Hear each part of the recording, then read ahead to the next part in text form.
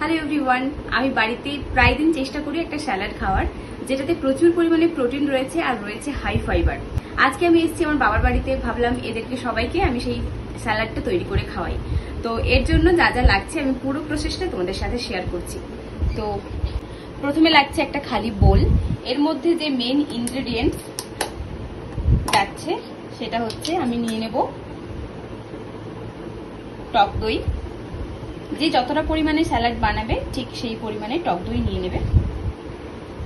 আমি এখানে 3-4 চামচ মতো নিচ্ছি। আমি এখানে প্রায় 4.5 চামচ মতো নিলাম।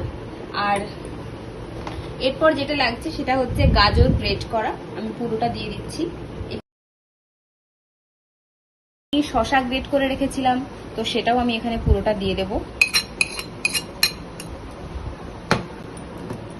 তারপরে আমি এখানে কাবলি চানা, যেটা শুধুমাত্র লবণ দিয়ে সেদ্ধ করা, এটাও আমি পুরোটা দিয়ে দিচ্ছি।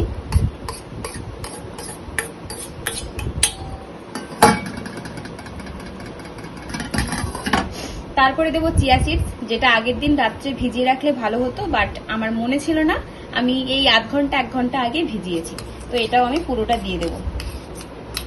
তোমরা যে যার মতো একটু পরিমাণটা বুঝে শুনে দিও, আমি আমার মতো করেই বানাচ্ছি। তারপর এর মধ্যে পিঞ্চ অফ বিট লবণ দিলে ভালো হয়, কিন্তু বিট লবণটা এখন এখানে নেই, তাই জন্য আমি সামান্য পরিমাণে পিঙ্ক সল্ট দিয়ে দিচ্ছি। বিট লবণটা দিলে টেস্ট কিন্তু আরো ভীষণ ভালো হয়। আমি সবসময় প্রেফার করি বিট লবণ দিয়ে খেতে, তো তোমরাও বিট লবণটাই দিয়ে খাবে, খেতে খুব ভালো হয়। হাফের হাফ গন্ধরাজ লেবু আমি এখানে চিপে দিয়ে দিচ্ছি। এটা জাস্ট ফর টেস্ট আর মানে স্মেলের জন্য, এটা না দিতেও পারো, এটা অপশনাল। এরপর আর কিছুই নয়, এই সমস্ত ইনগ্রেডিয়েন্টস গুলোকে ভালো করে মিক্সড করতে হবে। এটা যদি নিরামিষের দিনে না বানাও, তাহলে একদম ঝিরিঝিরি করে ছোট ছোট করে পেঁয়াজ কুচি করে এর মধ্যে দিয়ে দেবে, সেটা দিয়ে খেতে আরো টেস্টি হয়। আমি যেহেতু আজকে সোমবার নিরামিষের দিনে বানাচ্ছি, তাই জন্য পেঁয়াজ কুচিটা স্কিপ করে গেলাম, তবে তোমরা পেঁয়াজ কুচিটা দিও, খেতে আরো ভালো হয়।